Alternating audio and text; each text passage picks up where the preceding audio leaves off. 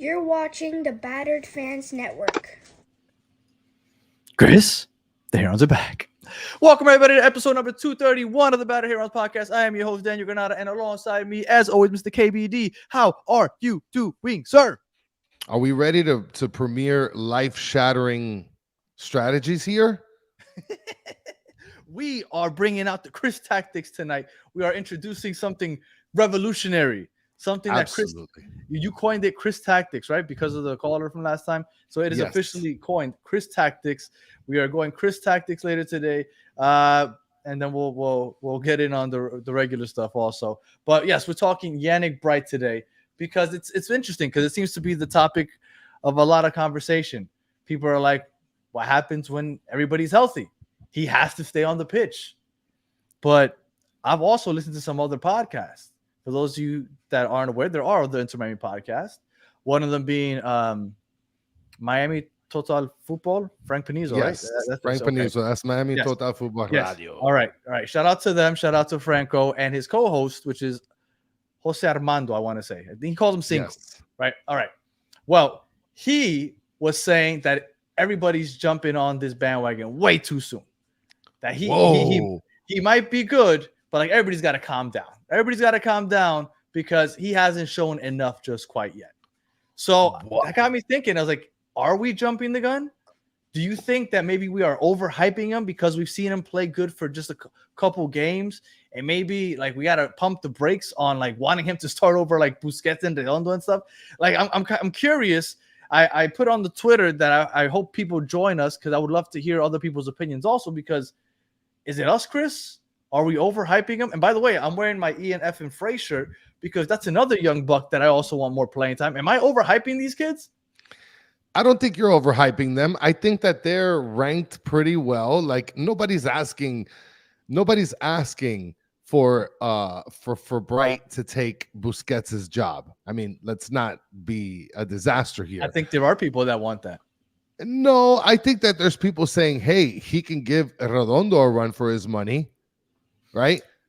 And Gus is saying it's more than just a couple of games, which I well, agree. that's my whole deal, right? Like, how long is long then? Like, what's the barometer there? Like, how many games can we watch him play and say he's that guy? Like, is the amount of games that we've seen him play literally thrusted into a position after being a player that had very little time? Shout out to Tommy one time joining us while he watches Monday Night Raw simultaneously. Nice. Tommy will be joining us for the MLS show tomorrow. If you haven't already, make sure you subscribe to the Battered MLS Fans. Okay, give me a number. Barometer, Danny? Like, do you have a number? And I'm asking the chat also. What's the number? How many games can you say like, okay, this is enough? And let me be very clear. He's played 14 total games. Some of those were short sub appearances earlier in the year. Since Messi and Luis Suarez left to Copa America, that June 15th game, I think it was against Philadelphia, that's when he started getting a good, consistent amount of minutes every game. That's about 9 games, I want to say. I'll double check, but I believe it's 9 games. You guys in the chat and you, Chris, you tell me how many games is enough to be like, okay, this kid's the truth, or he's on his way to being the truth. Well, before you said that, I was going to say about like 6 or 7 games of consistent play. Now, mind you, Bright isn't coming on 5-10 minutes. Bright is not coming in for 5-10 minutes. He's coming in for some really big minutes. So, I mean, he's played through it from beginning through fatigue and still is one of the top performers consistently playing at that level. And we just got this kid. We just got him. Now, in those 9 games that I just mentioned, I mean, I'd love to know what they think of Robbie Robinson, to be honest. In the 9 games that I mentioned, I was incorrect. He got a lot of playing time starting the Columbus game. The Philadelphia game, he only played 12 minutes as a sub. Then the Columbus game he started. Then he started the Nashville game. He played 45 minutes as a sub, I guess halftime, against the Charlotte game that you went to. And then he played a full 90 the rest of the way up until the last game against Tigres, where he got subbed off after the 69th minute. So like 5 games of consistent 90 plus. Yes. Well, I mean, that 145 minute Give or take against Charlotte. Yeah, I'd say 8 solid games of just being the consistent starter. The dude So, Abidas is saying 4 to 5 games equals a good set of data. all right. Yeah, because I want to know, because I got some stats, but I want people to tell me, is 9 games enough to say these stats are telling me something? Answer it in the chat, guys. Yes or no? Is 9 games enough? Yes or Because no? I got some stats and I'm kind of curious if people think that these stats are valid. Now, to be fair, because I took a deep dive, and when you are a defensive player, it's only a handful of stats that you could really choose from, unfortunately. But there are some stats, right? And we can go with the general stat. The general stat being how the defense overall played since he showed up. And everybody seems to think that it's enough. Overall, we're about the same, actually. Okay. Before Bryce started getting his heavy minutes, we were allowing about 1.5 goals per game. And those 9 games that he's played heavy minutes, 1.5 goals per game. Yeah. I know you can do this, but I'm going to say it anyway just because I want to, right? But that one outlier when we allowed 6 goals against Cincinnati, that horrible game where we had just Busquets and Kristoff playing a high line, there were center backs, and it was a disaster. Yeah. If you were to remove that one game, we go from 1.5 goals per game to just 1 goal per game since he's been a consistent player in our defensive midfield. That's a huge improvement. But I know you can't do that. It's okay. So goals per game hasn't changed much. Now, these were the stats in which I thought Yannick Bright surprised me. At this very moment, Yannick Bright leads the league in interceptions per 90 minutes. The league. I mean, and he's only played like 5 full games, 4 full games, and a sprinkle of others. No, he's played more. But I think that is a great stat. His defensive instincts when he is roaming the midfield are uncanny because he's constantly getting his feet on balls. Those 2 goals that we scored against, who was it? Was it against Puebla? Those were goals that were created by his interceptions. He is currently leading the league. Now, everybody in the chat, and if you're listening to this after the fact, you can rebuke this if you want. If you want to say that 9 games is enough to judge that, that's fine. But as of right now, he's leading the league in interceptions per 90 minutes. You can't say you don't get information here, guys. Next stat. Blocks. That is a stat. That is a stat that is led by usually just center backs. He's not leading, so let me not make you think that he's leading there, okay? But that's a center backs, okay? The top 50 players in blocks per game or per 90 minutes, 47 of them are center backs. There's only 3 midfielders. One of them, Yannick Bright. That's body bags, guys. Yannick Bright is doing, and what I love about, because I love stats, I love numbers. I was a math teacher for a long time. I love stats. But a lot of people say, oh, yeah, but I like the eye test. I'm sorry, but he's killing it in both. The eye test and statistically, to me, he is right now a monster in the midfield, and there's no way that you could take him off the pitch. I want to bring up a comment that's totally off topic, but you're on a roll. I just want to let you keep spraying shots. Go. Okay, Isaac Lopez. He's saying that he's watching all the way from Antarctica. I need a picture. I need a picture. I need you, Isaac. I don't believe it. Listen, Isaac, if you put a picture up on Twitter and you tag us from Antarctica, I'm sending you for sure at least 2 shirts to Antarctica. I will mail them myself. I will fly there myself and deliver it to you. And yes, I am underpaid. I cannot afford good Wi-Fi. Although I did upgrade on my Wi-Fi last week, so we should be good. I shouldn't be getting just randomly frozen anymore. But yes. No, and by the way, Cynical Tube, look, I'm sorry. I got you and someone else confused because I ran into someone else immediately after you messaged me on Discord. So I got it confused when I explained it to Danny, but no, you are not from Finland. Yes. Oh, thank you. Because I did get it confused. Because I went to Cynical Tube and I was like, oh man, I missed him. He was here from Finland. And Cynical 2 was like, what the hell? I live in South Florida. Yeah, Well, yeah, no, it was just off. It was just crazy timing because he messaged me. I looked up 2 minutes later. I ran into him to the gentleman from Finland. The name escapes me, but he was like, "Oh man, I just it's good to see you. I was just gonna I just was gonna message you or something," and it was just a crazy coincidence. So,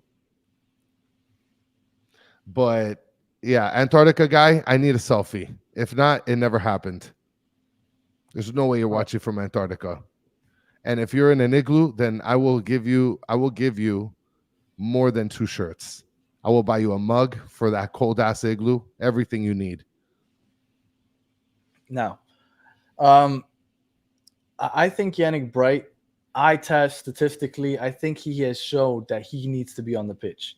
I am not comparing him to this person I'm about to say because obviously the other person is You're gonna catch world-class. strays. You're gonna catch strays. But whatever, because this other person is also Yannick Bright isn't very tall. He's my height. He's 5'8". Okay. N'Golo Kante was 5'7", but he was a machine at the defensive midfield position. A machine. Yeah. I'm not saying that Yannick Bright's going to become Kante, but stature-wise, the fact that he's all over the pitch, I really like what I see from Yannick Bright, and I think he needs to be there. So, my question to you, which is the question that keeps going around everywhere. What happens when everybody's healthy? Because the reason Yannick Bright got these opportunities, Gomez was out. Yeah. Leandro was out. Suarez is out. All of a sudden, Messi's out. So Gressel moves out of the midfield and goes up top. Kremaski's out. So he found his opportunity. He made the best of it. But what happens when everybody's healthy? Do you think that he will find the pitch, or do you think he'll end up on the bench? Well, the question here is, right, if he does proceed to play at the level that he's playing, maintaining it when all are healthy, how can you not be able to give him an opportunity over someone like Redondo? How can you not? Like, I understand Busquets. Because Redondo gives you more offensively, I think. Listen, but Bright hasn't not shown you that he can't connect passes. He hasn't showed you the ability to create opportunities, though. I'm not saying that he can't, but not like Redondo, but he hasn't shown that. Not like Redondo, but he's not the assist man, but he's like the hockey to the hockey assist man. He's made plays happen just off of getting a steal. Yeah, now, but those are very direct passes. Like, I don't want to say easy passes, but like he gets it, and then he makes quick decisions. That I'll give him. Yes, as soon as he gets that ball, he makes a quick decision and gives it to the next person over. But yeah, I wouldn't say that he gives you what Redondo does offensively. At least we haven't seen it yet. But the thing is, but now that's the problem. The problem is that you can't deny the fact that he's playing at a high level. Obviously, this is without Messi. This is without a lot of people involved. So he's taking he's doing what all the pundits want players in his case to do when the timing is open and available. When it's time to step up, step up. And he's done better than most when it comes to that opportunity. Other than Ian Frey, him and Ian Frey are, to me, the two people that when they see an opportunity, they snag it and they keep it. I love Ian Frey. I think Bright has looked better at defensive midfield than Frey has looked at right back. And that's saying a lot because I think Frey has balled out at right back. Yeah. But I think Bright has looked even better at defensive midfield. I think Bright, to me, and again, some people think that that's the homer take, right? Like, oh, you just love the young kids and all that other stuff. Yeah. And that's why I posed the question, because maybe I am blinded by that homer gene in me. But I think that what I've seen has been amazing. When I saw those stats, leading the league in interceptions per game, his defensive instincts inside the box led him to being only one of 3 midfielders to be in the top 50 in block shots. Like, I'm sorry, those numbers say something. So, John Paul Terrazas is saying Gomez is out, right? Not yet. I don't want to turn this into Bright versus Frey. I love them Yeah, both. we're not Both doing people. that. We're not doing that. Play the Pibes. I want the Young Bucks to play. Those two need to find a way on the pitch. Yeah. I mean, if I can get my wish, I would put Bright at center back. Okay, we're gonna get into that right now. That would be my wish. So, but before we get into that, real quick, to what you were saying about Redondo, and we don't know what Bright can bring us. I will say this before I pull up the graphic of your out of the box thinking formation. Hey, the reason I think that will put Redondo on instead of Bright is because Redondo gives us more offensively. The reason I think that doesn't make sense is when have you looked at this team this year and said, you know what? We need more firepower. That has never been the conversation here. No. The conversation has always been, we are lacking on the defensive end. And we have found a piece that has contributed defensively more than anybody else has. I love Busquets. Defensively, he does not give us what Busquets does.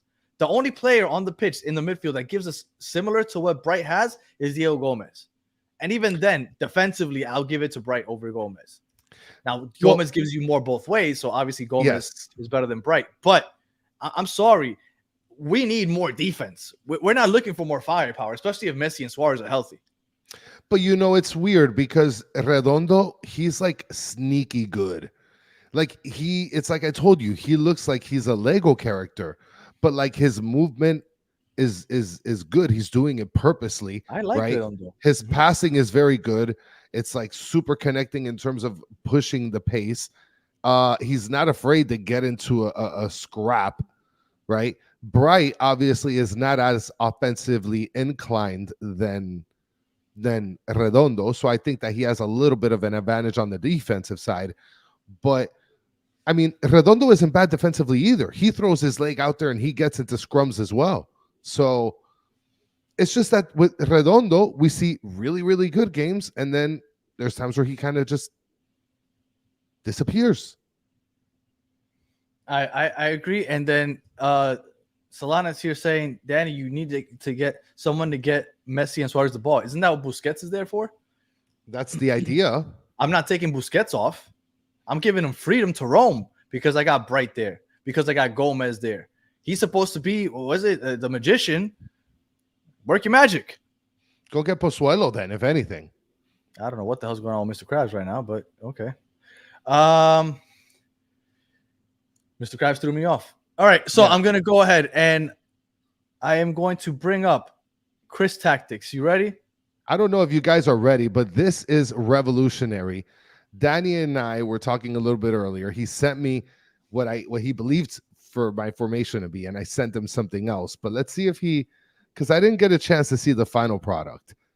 But okay, so here we go. This is what I believe Chris Tactics meant when he said he wants one center back. That's right. For those of you that were not part of the post-game show on Saturday, Chris said he wants to play with one center back.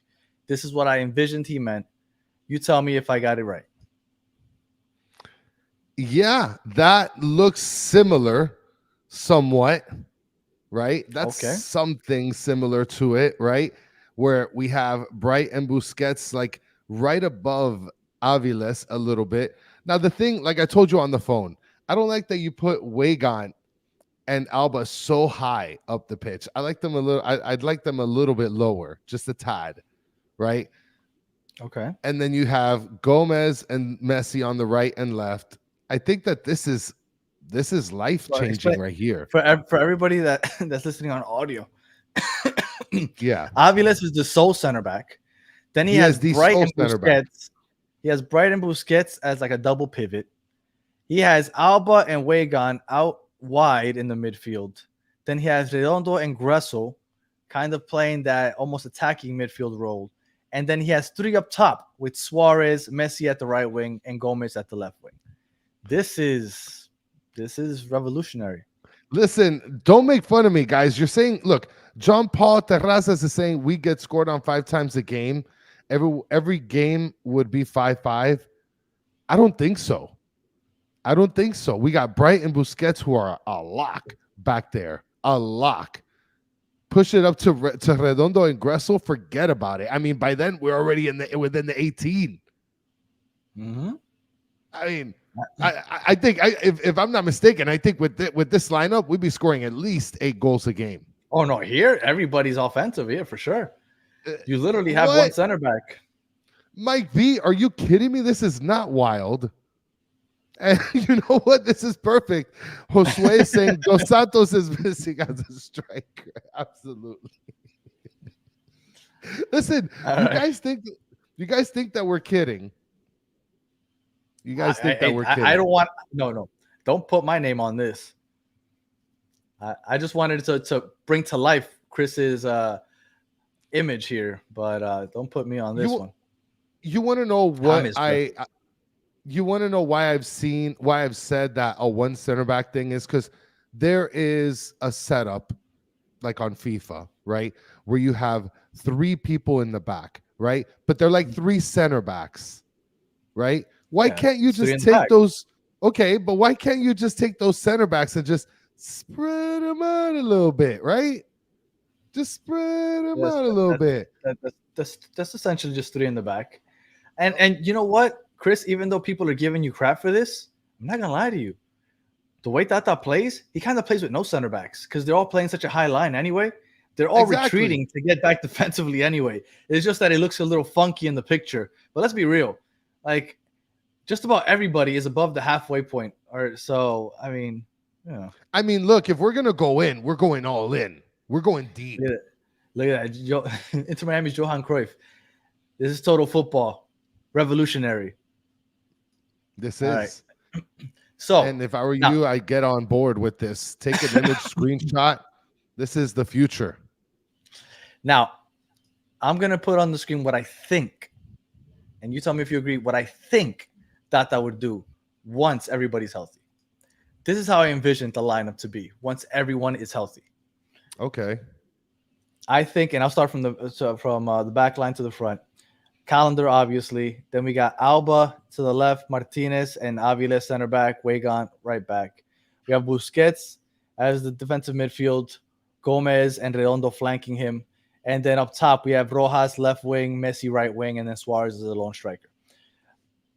This is what I think Tata's going to do once everybody is 100% healthy. What do you think, Chris? I mean, I want to attack all of the slander that's happening in this chat right now, to be perfectly honest. Well, and wait, let me be very clear. When I made that first image that I sent to Chris and I said, was this your image? I did a 1-1-7-2. I put 2 up top and then 7 in the midfield. He's like, no. That's not enough. No. We need somebody in the left wing. We got to be 3 up top. So just keep taking bodies away from the defensive end. So I just want to be clear. Listen, again, I can, let me go through these comments before I talk about this before I talk about this projected lineup, right? I mean, if this is the projected lineup and Tata, you don't take my advice, you need to get fired. Okay. Now, here we have, okay, hold on. So, Dennis, you're saying that I'm going to get Drake killed? Drake's getting scored. Drake's getting scored on anyways. The fact that we don't have Dos Santos, yeah, you gotta put the 163 back up. Yeah, here's the 163. This is it right here, guys. The fact that Dos Santos isn't in the pipes just tells you that we're not going. We're not going to do good. We're accepting goals. Yeah. Okay. Now, let me keep going. Hold on. Judas is saying not even Ted Lasso would use that 163. Ted Lasso would go undefeated with 163. Okay. Justin here, you could tell Chris's lack of knowledge, football knowledge by that lineup. How about you eat crow? Okay. Even though I love you, Justin. You could tell that you are big on FIFA, right? Because that's what people like. My kids, so if they could get everybody that they like on the pitch, they'll put Messi at goalie. They just want to see the 11 players on the pitch that they like. Yeah. And they're like, I'm playing FIFA style, but hey, this right here, guys, it's like what Danny said. Our defense plays a high enough line that we're hauling ass back anyways. So why can't you just keep Aviles back there and just say, look, dude, you're on your own, buddy. And then just hope that everybody else runs up just in time. John Paul, I love that you just said love this lineup. Much appreciated. John Lacey said, let's do a 009. Well, it's funny because when we were playing with Neville, when Neville was our coach, we used to always say that we were playing a 1-8. It was just a 1-8, and I don't know if you remember that. And that was part of our intro for a while too. Yes. We would just laugh because we felt like we were just playing a 1-8 all the time. Listen, Upcode, you said it best right there, my friend. Just still out of this. You're on your own, buddy. You're gonna have to just deal with it. I'm sorry, bro. It's either that or go get Emerson back and throw him at center back. He'll catch up at some point. You know what? Surprisingly, Chris told me to put Gomez up at left wing, not Robert Taylor. I mean, it's only because, you know, all these guys, they're already going to hate me for this revolutionary lineup. I might as well, you know, put Diego Gomez up there, you know. All right. So God forbid. I mean, I really wanted to take Drake out of there, but now this lineup, getting to this, right? This is where I think this is how I think that they'll go. This is how I wouldn't go this way. So if anybody thought that this isn't what I would do, I'm going to put up the graphic of what I would do. I wouldn't go 1-6-3. But this isn't what I would do either. But Chris, what do you think? Do you think that this is the way Tata's going to go when we finally do get everybody healthy? I think that Gomez in the midfield is amazing. I think that three in the midfield right there is that there's no way of changing it. Right. The thing is, Gomez wins ball in the final third, our own final third, and their final third. Like, Gomez wins the ball everywhere. I just want to put this. Pablo Golazo says, "I am the Elon Musk of football." I mean, I don't know what to tell you guys. I don't know. The bottom four, I would prefer Ian Frey over Cello. And let me tell you, it's such a weird place to be in because Cello is not bad. He's not bad. Like in any other circumstances, I think a lot of us would be happy with Cello. Before Ian Frey came back from injury, you and I were both saying that we liked the way Cello was playing. He didn't give us a lot offensively, but I thought he was a huge improvement defensively. Then Ian Frey came back, and I was like, all right, well, he's better. Yeah. So the middle three, I don't want to touch. The four, I'd say Wegan out and Ian Frey in. Top left, top players in the top three. The thing about Rojas is he's a lot better offensively.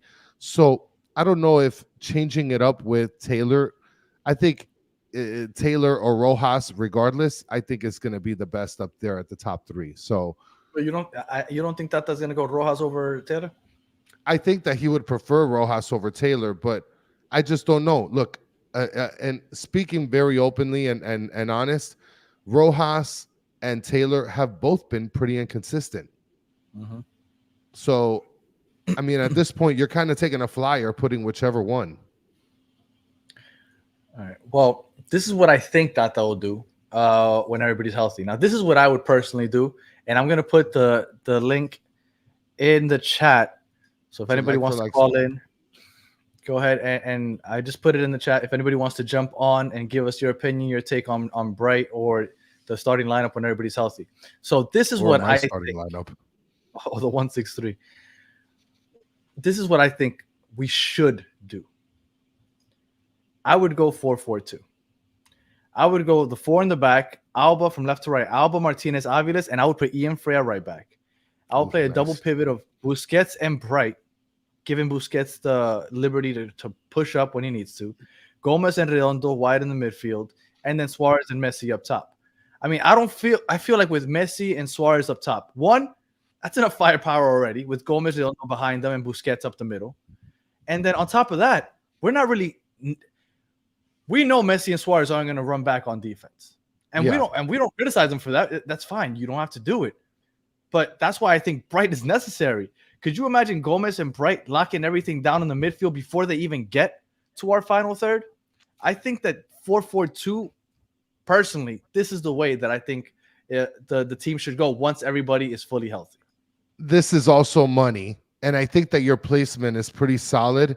Obviously, there's a big, a missing link here in terms of Elmer mentioning you're missing Gressel, Tata's favorite. As you could tell, Danny has essentially replaced Bright for Gressel. and This made wait, it in a way where we're playing a little bit more defensively and we have the right pieces at the top to make up for it. yeah, I think with Gomez, Redondo, Messi, and Suarez up top, I think we have enough firepower. Alba's still going to push up. Ian Frey, when he pushes up, he can create. And then Frey is strong defensively. Martinez and Aviles got pace. I mean, if they get pressed, that's a problem, but they have pace. And then you have Bright shutting everything down in the middle. I don't know. I this is the way I would go. Now let's go ahead and let's start putting in some callers. See what they have to say. Let's start with JP. JP, you are on mute, but you can go ahead and unmute yourself. What's going on, JP? I personally think Bright stays on the bench, coming from someone like I've looked through Matias Rojas and Gomez, Redondo. They play in higher quality leagues. Redondo had an incredible season. I don't know what year exactly, but Rojas had a good team when he was playing for a good year when he was playing for in Argentina. 2022, Yeah. he's had like 4 goals and like 12 assists in 34 games. And I'm pretty sure the Argentinian league has a lot better competition than the MLS. And the only experience Brett has is playing in college and then playing a few in 9 games, like Danny said, in MLS. Right now, if you haven't been playing against good quality, you want to prove yourself. Right now, he's trying to prove himself every game, while Redondo, Gomez, especially Busquets, who's played in Champions League, won the World Cup, they've had better resumes. They are technically better players. Yeah. Bright is just like a Gomez defensively, just hustles. That Yeah, those that's are really all good fair points. Those are all fair points. But although Redondo probably has played in a tougher league in the past, and Gomez also, well, let's just say Redondo. For the time that you've seen them play here in the MLS, because Redondo, although he played in tougher competition, now he's played in the MLS for maybe 10 games or so far also. Who do you think has looked better? I would have to say Bright when he has his moments, but if you see Redondo makes less mistakes. Bright loses Well, the I ball love Redondo. Do you think so? in I don't. possession when he's Maybe. playing possession, but on the Okay. defensive side, he gets the ball easily. I think you're Okay.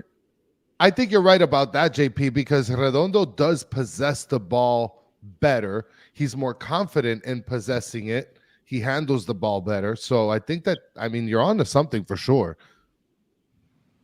I think Brett as a Yep. super sub coming in the 66 minute would be incredible. Yes. I can Very see him good. as a super sub, but I mean, like I said, defensively is kind of where I feel like the team needs to improve. But look, if you tell me that you want Redondo over Bright, I'm not going to argue that. I thought when Redondo, Gomez, and Busquets were playing at their highest, was it like in April or They late played March? only 2 games like that because of injuries or international. Right. And after those 2 games, I remember I thought to myself, we have the best midfield in the league, because I thought those three were playing great together. But I think Redondo's been kind of inconsistent since he came back from injury. And look, as far as this team goes, scored 2 goals. I feel like right, but as far as this team goes, I always feel like the defense is where we're always lacking. Yeah. And that's where I'm always looking for this team to improve. So I feel like that's why I would go Bright over Redondo. Well, the MLS has always, like historically, has always been an attacking league. I'm pretty sure Walker Zimmerman is the only DP, a defensive DP, ever. If he's not, he's one of the very few for sure. Yeah, absolutely. I don't know much about the other MLS and other leagues. I mainly follow Miami and Galaxy. Oh, nice. So, So awesome. I awesome. think most games are, if you look at the Leagues Cup, they're high scoring. Like in the first day, it was like 3-3 and 5-1. It's because offense in this league, especially against Liga MX, because a defender is shooting from 40 yards out. They're scoring screamers. Yes, they are. You can't defend that because you're going to pressure a defender 40 yards out. You need to outscore them. That's how we won the Leagues Cup. We outscored every opponent. Yeah. No, those are super valid points, JP. Much appreciated. Thank you for taking the time to give us a call, brother. Me. I love the show. Thanks, man. I want to bring up 2 comments before you comment on what JP was talking about. One of them, I can't find it, but Mike V says that he's afraid to mention it, but he thinks that right here. I hate that I'm going to say this, but I like Chris's lineup better. So I'm just going to let that sit there. And then the other comment by Mike V, which JP with the traditional Miami smoke detector beep in the background. That is amazing. I am not a big fan of that. JP, I will send you a pack of batteries if you need it. That's like one of my biggest pet peeves. And but I get it. Everybody seems to have that. So let's go to the next caller. So we'll go ahead and go to Christopher Columbus with a K. What's going on, Christopher Columbus? Hello, Chris and Danny, Battered Herons. What's up? I just want to say, I mean, I guess I noticed that Chris, you put 5 in the back, but it looks pretty good still. Was that 5 or 6 in the back? It was 5. It was 5. Oh, okay, yeah, and then Danny. By the way, Devin Martinez's head no longer looks crooked, so yeah. Oh yes, Mr. Krabs. Yeah, you always point out when it was looking wrong, but I fixed it, and all of a sudden I don't get any credit, Mr. Krabs. Good stuff. Good stuff. Yeah, I mean, the good thing is that he caught on to it, though. So he held you accountable, Danny. So Christopher Columbus, what do you think about Yannick Bright? I think he's pretty good. I mean, I do agree that he's probably Redford now. He's probably better off just coming off the bench. I mean, yeah. I mean, maybe he'll start soon. I mean, I think he'll eventually find his way to playing for AC Milan or something. I don't know. Or he's Italian, so Go to Serie A for sure. I could see that. I mean, look, the good thing is that we have a good problem in our hands with having all of these players, right, Christopher Columbus? Yes, and yep. Okay. Yeah, all right, much appreciated, Christopher Columbus with a K. I am discovering new strategies in this game. So in this beautiful sport that we call football. Get on it now, guys. All right. Well, I put the link in there if anybody else wants to call. If not, I think we'll be wrapping it up soon. Yes. Do you think we're going to see Ian Frey get any regular minutes in the near future?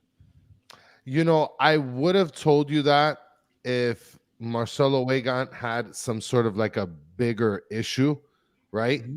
But at the end of the day, I don't think he's going to be seeing much time, to be honest, unfortunately. I really do think that they need to start playing these kids a little more, honestly. All right, go ahead. So we'll go ahead and go to Dixon Sideher. What's going on, Dixon? Oh, I see. You got baited. Oh, man, we got baited.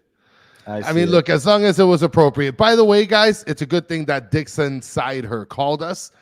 Guys, this leads us to the perfect moment of, guys, when we take these calls, right? We're not trying to get blocked or banned. If anybody's mentioning any sort of racist stuff, any sort of propaganda stuff. I mean, luckily Dixon Sideher didn't go too extreme there, but we did have a couple calls a couple episodes ago with someone that was talking about, 1 hour left or something about that. So guys, when you call, be respectful. Don't get us canceled. Oh, we'll just have to stop doing it if that would have happened. Yeah, I mean, at that point, we're not going to be able to have fun, and then we're just going to be here like, let's talk about statistics in Miami. Blah. What's wrong with statistics? I mean, but it's all going to be it's just going to sit here and be like, we're not going to take calls. We're just going to talk Inter Miami. Blah, you kick the ball 10 times with his left foot. Get out of here. I kind of enjoy that also. I don't enjoy that. I do. I don't enjoy that. All right. That's right. Anything else? Keep it PG, everybody. Yes. Oh, go ahead, Chris. Huh? Oh, I thought you were going to say something. No. I just wanted to mention Mr. Krabs said keep it PG, everybody, for sure. Kids watch this program too. So, yeah, I mean, it's look, I love the conversation we had today because it is important. Ian Bright has been playing consistently better. Who? So, I mean, not Ian Bright. I got them both. I just infused 2 of the better players in the team. Yannick Bright has been. Could you imagine? Oh my goodness! Could you imagine you juggernaut? Bright's defensive prowess with Ian Frey's ball skills and the way he progresses up the field. Forget about it. Ian Bright. Yeah. Guys, don't get us canceled. Like and subscribe. We work hard on this. Danny works even harder. So, guys, you guys got to like and subscribe to stuff. Yes, I would definitely start Ian Bright, 100%. And for those of you, we do Battered Herons en Español Monday nights at 10 o'clock. So after this, we'll be doing en Español. Now, we used to do it on this channel. Ended up getting kind of funky with the two languages on the same channel. It doesn't work. Like on YouTube, it just doesn't work. So we ended up having to make another channel. I just put the link up in the chat. So if you ever watch this in Spanish, would like to watch this in Spanish, or want us to do us favors and subscribe and give it a chance, go ahead and click on that link and then subscribe, because we will no longer be posting the Spanish shows on this channel. Because like I said, doing two languages in one channel doesn't work. Does not work. Yeah. No, it does not work. So we had to start another channel. Yeah. So, and before anybody gets canceled, I'll tell Supercalifragilistic, Luis Messi, my favorite. You're about to get canceled by all the Messi fans, because Messi fans think that Messi is just enough. There's no combining Messi with anybody. So, and yes, I did start this, Scott. I'm sorry. Is there a reason why you just wanted to start taking shots for no reason? Who, me? Yeah. I'm not taking any shots. Sounded like a shot to me. Listen, Dennis Lopez saying, stop being an embarrassment, chat. 80 watching, hit the like button. Come on, guys. Literally a thumb stroke away. It's free 99. Ooh, all right. Look at that. Mike V saying Luis Miguel is a very underrated artist. Mm-hmm. My mother had all the CDs. Now, tomorrow we're going to have a preview show. We're gonna have a preview show for the Toronto game. How do you think the ticket sales are going to be for that Toronto game? Because the fact that we just played Toronto, like last month? Yeah, it's not going to be great. It is not going to. It's a weekday, and the prices are not going to be $14. Like I keep hearing people like, oh, wait. They're going to drop to $14. No, they're not. Secondary market doesn't exist like for this game like it did for the other game. I'm going to work very hard this year to figure out what the single game prices were cheapest. And I'm going to start for sure by getting the information from this game moving forward. Just do you think anybody believes that you're really going to do that?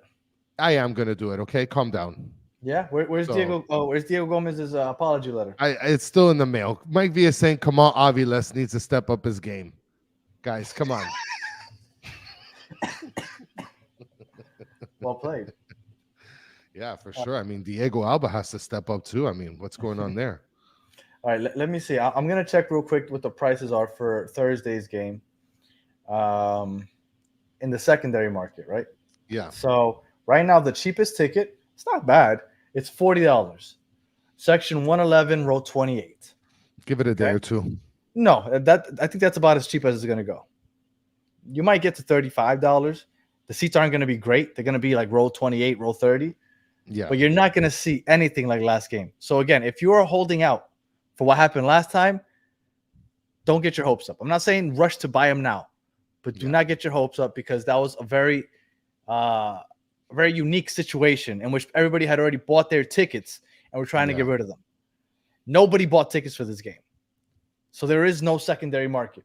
There's literally only 70 tickets listed right now on StubHub. 70.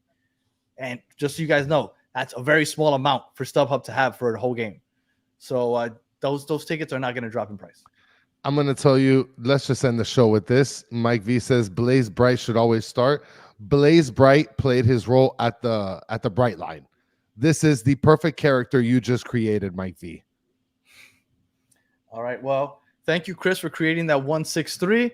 I hope that one day we see. I hope FIFA gives us like an option to like create our own tactics, and you can just test it out there. I think that would be really cool. So maybe we could figure something like that. But yeah, I think that's about it. No need to gas bag. We don't really have too much to talk about. So we'll end it here. Any final words, Chris?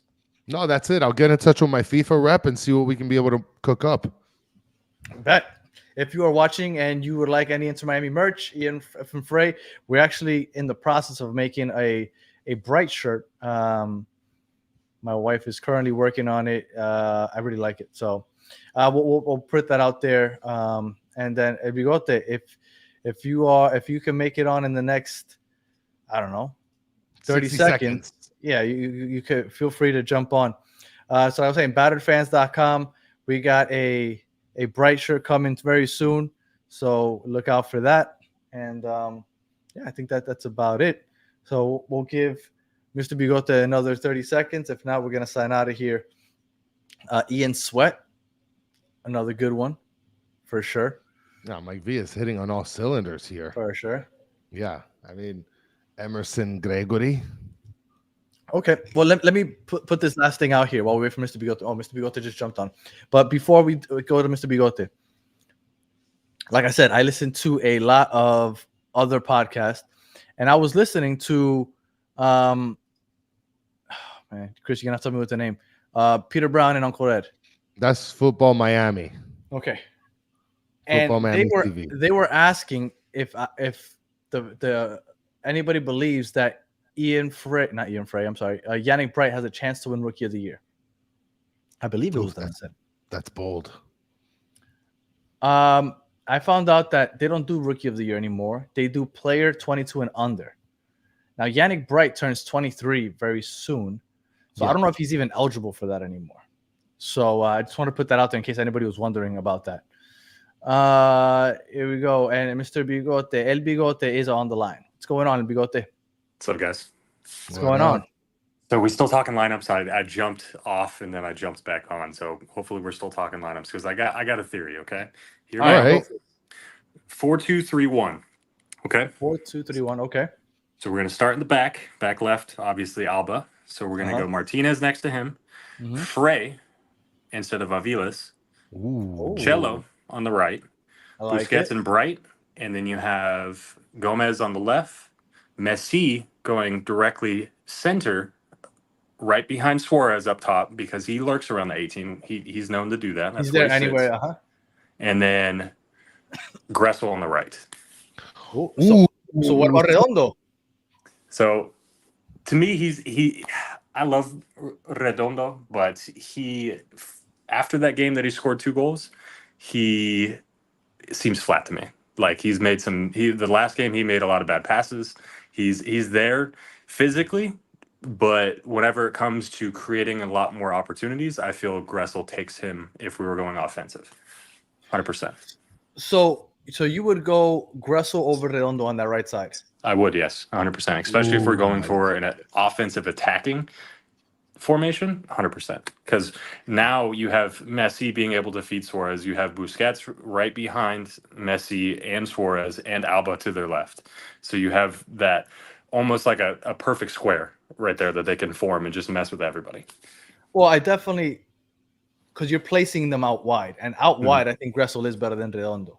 Oh, so in the formation that you put it, I definitely could see that. But I don't see Redondo coming off the pitch. I can't see it. And again, Upcode is saying Gressel over Redondo, El Bigote needs a well check. We're specifically mentioning that they're a little bit wider. Yeah. So Gressel would be wider. Correct. Yes. So in that sense, it would be perfect. I wouldn't go with perfect because I'm not. I don't know. I like Messi and Suarez a little further up top, even though, like you said, Messi hovers around the top of the 18 anyway. But I do like that you have that double pivot with Busquets and Bright, which is what I think needs to happen. I think Bright and Busquets need to team up back there. And I like Redondo, but at the same time, the last few games that I've been watching of him, it doesn't feel like he's been contributing as much as he possibly can. Like after the 2 goals that he scored, he just, where did he go? He makes a lot of, I wouldn't say necessarily unnecessary fouls. He did throw his elbow up, hit somebody in the face. Same thing like Campana did. But he gets a lot more frustrated, a lot more easier than Gressel does whenever it comes to basically getting a little bit more of a temper. Whenever he gets either pickpocketed or somebody takes the ball from him, he will challenge it, but 9 out of 10 times he challenges it with effect. I can see that. And Scott's saying, when has Messi ever been an attacking central mid? He hasn't. But we always say Messi's positionless. He kind of floats to that area anyway. But he never technically played it, but he always ends up floating into that middle of the pitch, top of the box, regardless. So I think that's what El Bigote means, where he's kind of always in that area anyway. Yeah, because he I could don't just hate float it. anywhere at that point. He'd Right. just be an open midfielder. And I don't hate I it. don't hate I don't hate it either, Danny. But before we get the president off the phone, I need to get his opinion on what my lineup looks like. I need you to bring up my lineup right now. And I need the president to tell me if we're going undefeated with this lineup right here.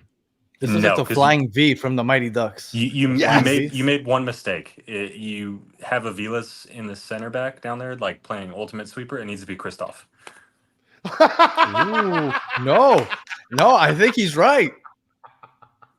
You know, Dude, he'll never catch up. Are you kidding me?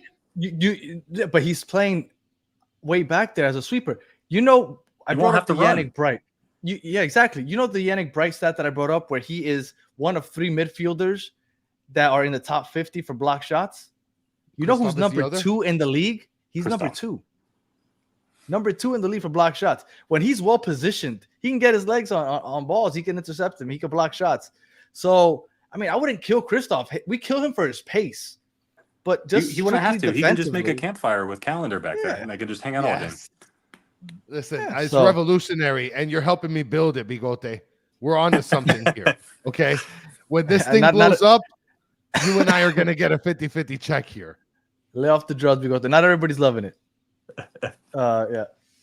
So and Scott, I don't think Scott was here. I think Scott wasn't here for when Chris was laying down the. You're not ready. You're not ready for it, Scott. You're not ready for it, don't- Scott. Don't take him seriously, Scott. Don't take All right, it very Bigote. serious. We really Thanks, guys. appreciate you jumping on, man. And as always, I know that you probably might be here Thursday. I won't be here, but hopefully you come down for a game where we can hang out before or after the man. game. Yeah, absolutely, man. All right, man. brother. Peace. Till next time. All right. So that ends it, Danny. All right. So we'll end it here. If you are listening on audio, we appreciate you listening all the way to the end. Please leave us 5-star comment, review, all that other good stuff. If you are watching on YouTube, thank you for watching all the way to the end. Please like, subscribe, share, tell your friends. And for those of you in the chat, as always, you guys are the best part of the show. We appreciate you guys hanging out with us, talking Yannick Bright. Statistically, if he can keep this up, he will be one of the best defensive midfielders in the MLS. But we just have to wait to see if he can keep it consistently or if he'll even stay on the pitch. Only time will tell. We hope so. And we went over all the ways that we think that it could happen. I don't know about Chris's method, but I think mine has a possibility. But regardless, we're going to wait and see. You think there's a chance that maybe they just let Busquets just rest a little bit? Like, you know what? Let's keep Busquets fresh for the end of the season and just keep bringing him on as a sub? I think it sounds like a possibility for sure. I don't think. I don't. All right. Well, we're going to get off here. We'll be back at 10 o'clock for Battered Herons en Español. I put the link in the chat for the Spanish channel. So if you haven't, I put it again. Oh, no, I didn't. So, whatever. I'm going to have to get off anyway. But go ahead and catch us on the Spanish show. And that's about it. So until the next one, have a good one.